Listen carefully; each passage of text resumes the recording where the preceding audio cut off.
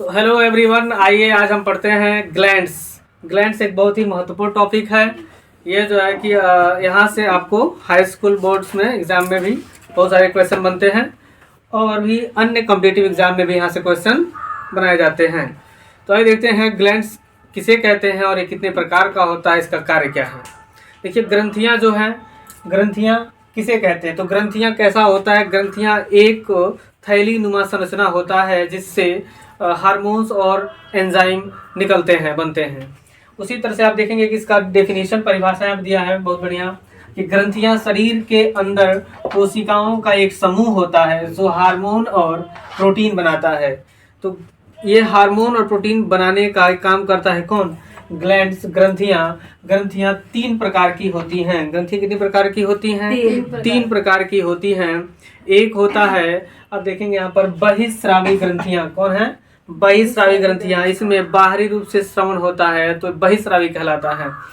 बहिस्रावी जो ग्रंथियां होती हैं इसमें से एंजाइम निकलता है। आप नोट करेंगे क्या निकलता है? एंजाइम। हाँ, एंजाइम निकलता है। और बहिस्रावी जो ग्रंथियां होती हैं एक डक्ट के द्वारा, यानी कि एक नलिका के द्वारा, एक नली के द्वारा जो है कि क्या बनाती है? मार्ग बनाती हैं। क्या बनाती हैं? मार्ग। हाँ, यानी कि इसमें एक नली पाया जाता है और उस नली के माध्यम से ये क्या करते हैं?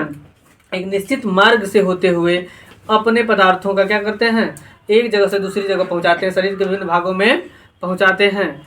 तो इसलिए अपने उत्पाद को पहुंचाने के लिए नलिका का प्रयोग करते हैं और इन्हें जो है कि हम क्या कहते हैं? बहिस्रावी ग्रंथियां कहते हैं। इसमें देखेंगे आप तो कुछ प्रमुख ग्रंथियों में श्वेत ग्रंथि। कौन सी?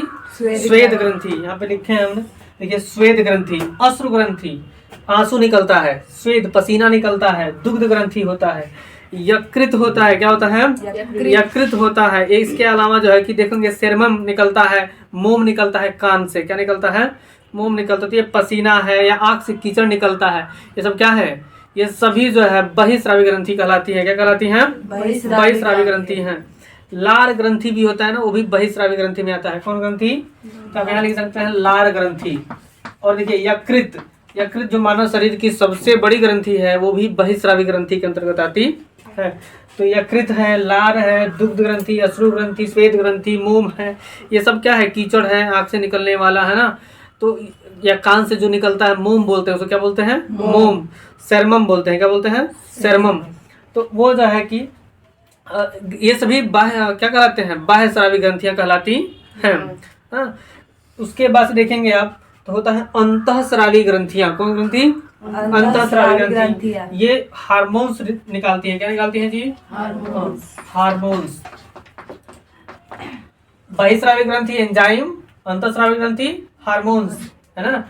अंतःस्रावी ग्रंथियों में क्या होता है? देखिए पाइप नहीं होता है, नलिका नहीं होती है, रिलीज होता है और सीधे किसे जाके मिल जाता है? ब्लड से। किसे मिल जाता है?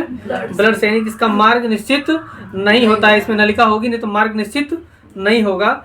और क्या होगा? इससे निकलने वाले जो हार्मोन्स हैं वो सीधे जाकर रक्त में मिल जाते हैं, ब्लड में जाके मिल जाते हैं और शरीर के विभिन्न भागों तक रक्त के द्वारा पहुंचा दिए जाते हैं। तो ये होता है हार्मोन्स। ये होता है अंतःस्रावी ग्रंथियां और ये जो है कि बहिस्रावी ग्रंथियों में अंतर हो गया, है ना। एक और देखिए 3 प्रकार की ग्रंथियां होती हैं। तो एक होता है मिश्रित ग्रंथि। मिश्रित ग्रंथियों, देखिए इसमें देखिए अंतःस्रावी ग्रंथियों में ये अंतःस्रावी ग्रंथियां 9 होती हैं। कितनी होती है संख्या में? 9। सबसे अगर बात करेंगे ऊपर देखिएगा तो पिट्यूटरी ग्लैंड्स। कौन होता है? पिट्यूटरी ग्लैंड्स, जिसको हम लोग पीयूष ग्रंथि बोलते हैं। क्या बोलते हैं? पीयूष ग्रंथि बोलते हैं। इसके अलावा देखिए थैलेमस ग्रंथि होता है, उसी के बगल में हाइपोथैलेमस होता है, माइंड में ही, ठीक है ना, दिमाग में ही। पीनियल ग्रंथि उसी के जस्ट निचले वाले दिमाग में होता है ना, तो हिस्से में होता है, माइंड के पिछले वाले हिस्से में। पीनियल ग्रंथि। कौन ग्रंथि? पीनियल ग्रंथि। हाँ, इसके अलावा आप नीचे जाएंगे तो अब थायराइड ग्रंथि यहाँ पे होता है। क्या होता है? थायराइड ग्रंथि, है ना, थायराइड ग्लैंड्स। इसके अलावा थाइमस ग्रंथि यहाँ पे होता है, थाइमस ग्रंथि, है ना। और उसके नीचे और जाएंगे तो पैनक्रियाज होता है। तो पैनक्रियाज तो इसमें आ जाएगा आपका मिश्रित ग्लैंड में। किसमें? मिश्रित। क्योंकि मिश्रित ग्रंथियां वह ग्रंथियां होती हैं जिसमें हार्मोन्स और एंजाइम दोनों रिलीज निकलते हैं। तो जो पैनक्रियाज होता है, अग्न्याशय जो होता है, वह दोनों निकालता है, हार्मोन्स और एंजाइम, है ना। इसलिए यह क्या होता है? इसको क्या कहते हैं? मिश्रित ग्रंथि कहते हैं। क्या कहते हैं? मिश्रित ग्रंथि कहते हैं। ध्यान रखेंगे इस बात को। हाँ, इसके अलावा एड्रेनल ग्रंथि भी होती है। हाँ, तो ये सभी ग्रंथियां देखिएगा संयुक्त रूप से जो ग्रंथियां हैं, पैराथायराइड भी है जिसको हम लोग पारा अवट ग्रंथि भी कहते हैं, है ना, पैराथायराइड ग्लैंड्स को। और थाइमस आपको बता ही दिए, एड्रीनल बता ही दिए, एड्रीनल ग्लैंड्स होते हैं, है ना। इसके अलावा जनन ग्रंथियां होती हैं। तो ये सभी ग्रंथियां जो है कि क्या होती हैं, अंतःस्रावी ग्रंथियां हो गई, और एक पैनक्रियाज है जो बहिस्रावी ग्लैंड्स कहलाती है। इसमें देखिए इंसुलिन नामक हार्मोन भी रिलीज होता है, और आपको बताया था अभी लाइपेज, एमाइलेज और ट्रिप्सिन नामक क्या होता है, एंजाइम भी रिलीज होता है। लाइपेज, एमाइलेज, ट्रिप्सिन, यह एंजाइम निकालते हैं, है ना। इसको याद करने का जो है कि तरीका है, आप लिख लीजिएगा LAT, LAT, LAT short form, lipase, amylase, trypsin, lipase, amylase, trypsin, यह जो है कि एंजाइम निकालता है। और यहाँ से निकलता है क्या, अग्न्याशय से। देखिए यहाँ पे अग्न्याशय का ये फिगर देखिए, अग्न्याशय है जो अमाशय के ठीक नीचे होता है। देखिए अमाशय के ठीक नीचे देखिए क्षुद्रांत है, छोटी आंत है ना, तो छोटी आंत है, इसको ग्रहणी या किसी में खुलता है, ग्रहणी, है ना। अमाशय से जो निकलता है ना भोजन, इसी में आता है पहले, है ग्रहणी से होते हुए, और यहाँ पे पहुंच जाता है किधर, छोटी आंत में, क्षुद्रांत में, है ना। तो इसी के बीच में एक होता है जो है कि देखिए ऐसी आकृति है लंबी सी, ये अग्न्याशय है। क्या है, अग्न्याशय है। और अग्न्याशय को ही क्या कहते हैं, मिश्रित ग्रंथि, मिक्स्ड ग्लैंड कहते हैं। इस बात को आप ध्यान रखेंगे। हाँ, क्यों कहते हैं हमने बता ही दिया कि दोनों रिलीज करते हैं, दोनों बनाते हैं, हार्मोन्स और एंजाइम, है ना। जिसमें आपको मैंने बताया है कि जब जो एंजाइम, जो हार्मोन बनाते हैं, जैसे इंसुलिन, है ना, तो इंसुलिन की जब कमी हो जाती है तो शरीर में कौन सा रोग हो जाता है, मधुमेह हो जाता है। क्या होता है, मधुमेह, शुगर हो जाता है, याद रखिए इस बात को। हाँ, इसके अलावा अगर हम बात करेंगे बहिस्रावी ग्रंथि की, किसकी, हाँ, देखिए एक और ग्रंथि इसमें है जो बहिस्रावी ग्रंथि, और उसको हम डिटेल में जान लेते हैं, फिर हम जो है कि आगे पढ़ेंगे। तो हम देखते हैं यकृत के विषय में। यकृत क्या होता है, यकृत मानव शरीर की सबसे बड़ी ग्रंथि होती है। देखिए यकृत दो पालियों में बटा होता है, एक है बाई पाली और एक है दाई पाली। यह उदर गुहा में, यानी पेट के दाहिने ओर, डायफ्राम के नीचे, ये जो हमारा उदर गुहा है, पेट है, इसी पेट के दाहिने ओर, पेट के दाहिने ओर उदर गुहा के डायफ्राम, ये होता है डायफ्राम एक हड्डी का ऐसे संरचना होता है, आप देखे होंगे, बत्ता बोलते हैं गांव में, देहात में बत्ता है ना। अब ये डायफ्राम है, क्या है, डायफ्राम। इसी के नीचे आप देखेंगे यहाँ दाहिने साइड में, तो ये होता है यकृत। यकृत दो पाली में बटा होता है, बाई पाली, एक दाई पाली। दाई पाली बड़ा भाग है, बाई पाली छोटा भाग है। देखना ऊपर से इसके एक तंतुपुट लगा हुआ है, इसी के नीचे एक ग्रहणी है, खुलती है इधर आकर के छोटी आंत में, और यहाँ पे एक अग्न्याशय है जो अभी हम लोग को बताया है, पैनक्रियाज है, जो कि मिश्रित ग्लैंड है, मिश्रित ग्रंथि है ना। तो ये है यकृत का संरचना, आपको आता है, परीक्षा में आता है। यहाँ पे देखिए एक थैलीनुमा संरचना है, ये वाला देखिए संरचना, ये जो थैलीनुमा संरचना है, इसको हम लोग बोलते हैं क्या, इसको हम लोग बोलते हैं पित्ताशय। क्या बोलते हैं, पित्ताशय। ये पित्त रस को क्या करती है, अपने आप में रखती है, संचित करती है। आता है, क्वेश्चन बनता है कि पित्त रस का जो है कि श्रवण कौन करता है। देखिए तो पित्त रस जो है ना, पित्त रस का निर्माण कौन करेगा, यकृत। पित्त रस का निर्माण कौन करेगा, यकृत। लेकिन उसका संचयन कौन करेगा, उसको रखेगा कौन अपने घर, अपने पास, वो रखेगा ये थैली, पित्त की थैली, इसको हम लोग पित्ताशय बोलते हैं। क्या बोलते हैं, पित्ताशय। और ये द्रव होता है जो कि क्षारीय होता है, और यही क्या करता है, क्षारीय जो है कि द्रव इसमें से मिलता है, किसमें, यहाँ पे जो है कि ये जो ग्रहणी है, इसमें, जिसमें आता है अमाशय से पचा हुआ भोजन पचा हुआ आता है, और इसमें आकर के क्या करता है, इसमें आकर के ये मिलता है, बूंद करके, एक बूंद करके इसमें आके मिल जाता है, और मिलने के बाद इस भोजन को क्या बना देता है, क्षारीय। तो भोजन को क्षारीय बनाता है तो उससे फायदा होता है। फायदा क्या होता है कि भोजन आगे चल करके जो है कि जहरीला नहीं होता है, भोजन सड़ता नहीं है। देखिए भोजन को सड़ने से और बदबू मारने से बचाता है, कौन बचाता है, और उसको जो है कि पाचन में सहायता करता है। यही जो है कि पित्त रस है ना, ये एक बूंद करके आगे इसमें मिलता है। अगर एक ही बार पूरा मिल जाए तो क्या होगा, सोचिए, अगर एक बार पूरा मिल जाए तो ये जहर का काम करेगा, नुकसान कर देगा, ठीक है। लेकिन अगर ये न मिले इसमें तो क्या होगा, तो भोजन का पाचन सही तरीके से नहीं होगा, ध्यान रखिएगा। और वो भोजन जहरीला बन जाएगा। क्या बन जाएगा, जहरीला, नुकसानदायक हो जाएगा। तो इसलिए जो है कि देखेंगे अपना भोजन को क्षारीय बनाने के लिए कौन काम आता है, ये जो है कि द्रव। ठीक, और देखिए पेट के दाहिने और डायफ्राम के नीचे होता है, सबसे बड़ी ग्रंथि होता है, बता दिया हमने। पित्त रस बनाता है, क्या बनाता है, पित्त रस बनाता है, यकृत, यकृत बनाता है। कई बार परीक्षा में क्वेश्चन बना हुआ है यूपी बोर्ड एग्जाम में कि पित्त रस का निर्माण कहाँ होता है, तब बताएंगे यकृत में। ठीक ना, संचयन कहाँ होता है, पित्ताशय में। भार इसका लगभग 1.5 किलो से 2 किलो तक यानी 1500 ग्राम लगभग माना जाता है कि होता है इसका भार वयस्क मनुष्य में। और ये क्या करता है, अमाशयी रस को प्रभावित, देखिए अमाशय से जो रस निकलता है, अमाशयी रस है ना, उसको क्या करता है, HCl होता है, हाइड्रोक्लोरिक अम्ल लोग पढ़ाया गया जठर रस में होता है ना। तो अब देखिए वो अम्लीय भाग अम्लीय होता है, इसलिए उसको क्षारीय बनाता है। ये कौन, ये जो है कि पित्त रस। हाँ, और देखिए अमोनिया को किसे बदल देता है, यूरिया में बदल देता है। अमोनिया किसे बदलता है, यूरिया में बदलता है। और इसका काम क्या है, ग्लूकोजन को देखिए ग्लूकोज को ग्लाइकोजन में बदल देता है। ग्लूकोज मतलब समझिए कि अतिरिक्त भोजन जो हमारे शरीर में हो जाता है, जैसे हम भोजन करते हैं तो हमारे शरीर में क्या होता है, एक्स्ट्रा भोजन एनर्जी इकट्ठा हो जाता है। तो एक्स्ट्रा जो एनर्जी भोजन इकट्ठा हो जाता है उसको क्या करेंगे, हम बाहर तो निकालेंगे नहीं, तो उसको संचयन कर लिया जाता है। किस रूप में, ग्लाइकोजन के रूप में।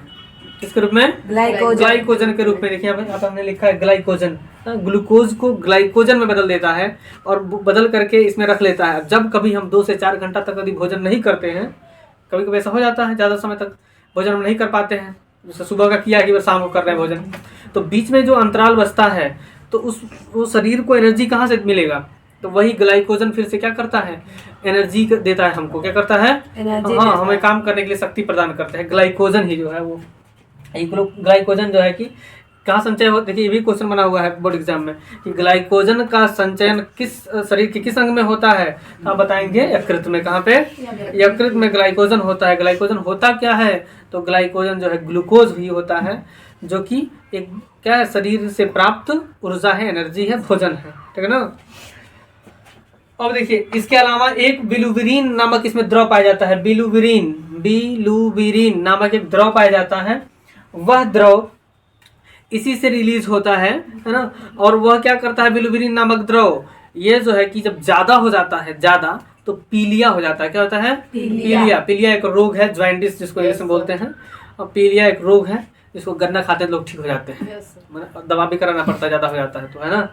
लेकिन जो है शुरुआती दौर में गन्ने का रस पीते हैं या गन्ना खाते हैं, गुड़ खाते हैं, तो ये पीलिया जो है कि रोग नहीं होता है, ठीक है। तो ये देखिए ये पीलिया जो है कि बिलुबिरीन नामक द्रव जो है इसमें होता है, वही जब बढ़ जाता है, ठीक है ना, हाँ, तो जब बढ़ जाता है तो क्या बनेगा, पीलिया रोग हो जाएगा। क्या हो जाएगा, पीलिया रोग हो जाएगा। इस बात को आपको ध्यान रखना है, हाँ? और देखिए अगर जैसे क्वेश्चन बनता है कि अगर आपके भोजन में कोई आपको जहर दे दिया, क्या दे दिया, जहर दे के जो है कि किसी व्यक्ति को मार दिया, तो जहर दे के अगर किसी व्यक्ति को मार दिया जाए तो जांच जब होगा ना उसको, तो जांच होगा तो किस अंग का जांच करके पता लगाया जाएगा कि जहर खाया कि नहीं खाया है, तो उसको यकृत की जांच होगी। किसकी जांच होती है, यकृत की जांच होती है। इस बात को आपको ध्यान रखना है। यकृत का जांच कर करके उसका पता लगाया जाता है कि व्यक्ति जहर खाया है कि नहीं खाया है, जहर दे के मारा गया है कि नहीं मारा गया है, ठीक ना। तो जहर दे करके अगर मारे गए होगा व्यक्ति का जांच करना होगा तो किसका जांच होगा, इस बात को रखना। भोजन में जहर दे के अगर मारा गया है तो यकृत की जांच होगी। किसकी, यकृत की जांच होगी। हाँ, देखिए शरीर के भार, इसका जो भार होता है ना, शरीर के भार का 1/50 गुना होता है। कितना होता है, 1/50 गुना होता है। अगर बात करते हैं पित्त रस, तो पित्त रस में इसमें पाया जाता है क्या क्या, कॉपर, आयरन और potassium, Cu, Fe and K आप लिख सकते हैं। पित्त रस में क्या पाया जाता है, Cu, Fe एंड K, है ना। कॉपर, आयरन और पोटेशियम, ये 3 चीजें पाया जाता है किसमें, पित्त रस में। किसमें पाया जाता है, पित्त रस में। हाँ, अब देखिए इसके अलावा आपको जैसे एक और मैं बताऊं कि फाइब्रिनोजन तथा हिपेरिन का संश्लेषण भी करता है। यह फाइब्रिनोजन तथा हिपेरिन का संश्लेषण करता है। हाँ, और हिपेरिन का काम क्या होता है, ध्यान रखें। संश्लेषण मतलब होता है निर्माण करता है। संश्लेषण मतलब क्या होता है, निर्माण करता है। तो फाइब्रिनोजन का काम होता है रुधिर को जमाने में सहायता करना। जैसे मान लीजिए कट जाता है ना, या ऑपरेशन वगैरह होता है तो एक ही बार पूरा ब्लड नहीं बह जाता है, उसको रोक लेता है। क्या करता है? रोक देता है। तो रोकने का काम कौन करेगा? फाइब्रिनोजन। कौन करेगा? फाइब्रिनोजन। याद रखिए इस बात को। तो रुधिर को थक्का जमाने में मदद करता है, रुधिर को जमाने में मदद करता है कौन? फाइब्रिनोजन। फाइब्रिनोजन फाइब्रिनोजन कहाँ बनता है? यकृत में। अच्छा, हिपैरिन कहाँ बनता है? हिपैरिन का निर्माण कौन करता है? यकृत। तो हिपैरिन का निर्माण यकृत करेगा। हिपैरिन का काम क्या है? तो हिपैरिन का काम है कि जो रुधिर वाहिनियां है, रक्त वाहिनियां जिसमें रुधिर बहती है ना, उस रुधिर वाहिनियों में रुधिर को जमने से रोक देता है, उसको तरल बनाता है, उसको हमेशा तरल बना के रखता है लिक्विड के रूप में, उसको जमने नहीं देता है। वो कौन है? हिपैरिन है। कौन है? हिपैरिन। वो बहता रहता है। तो हिपैरिन का काम है, यहाँ पे मैंने लिखा हुआ है हिपैरिन। हिपैरिन एक प्रतिस्कंधक है, एक प्रतिस्कंधक है। ये क्या करता है? रुधिर को रक्त वाहिनियों में, रुधिर वाहिनियों में जमने से रोकता है। और ये जो है कि बाहर जो फाइब्रिनोजन है वो बाहर से कटने उठने के बाद से जो रक्त प्रवाह होता है उसको रोकता है, ठीक है ना। मतलब थक्का बनने से, रुधिर को थक्का बनने से रोकता है कौन? फाइब्रिनोजन।